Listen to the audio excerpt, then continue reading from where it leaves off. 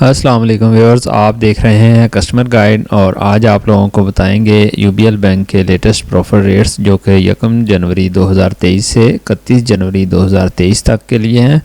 तो सबसे पहले हम बात करते हैं UBL first minor saving account की। तो इसके ऊपर 14.5% का प्रॉफिट रेट अनाउंस किया गया है।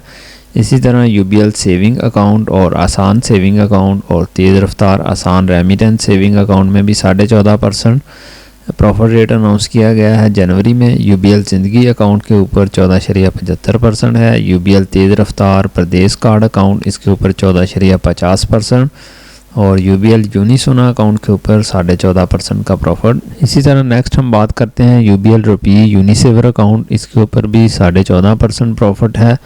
और बाकी जो यूबीएल रुपी यूनिफ्लेक्स अकाउंट और यूबीएल महाना आमदनी सेविंग अकाउंट इसके ऊपर भी 14.5% प्रॉफिट रेट।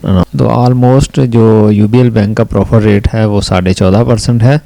तो अगर आप इसमें से किसी भी बैंक अकाउंट में इन्वेस्ट किया हुआ है या करना चाहते हैं तो आपके लिए ये इन्फॉर्मेटिव वीडियो थी। अगर आपको पसंद आई है तो वीडियो को लाइक और शेयर ज़रूर कीजिए। Thank you for watching.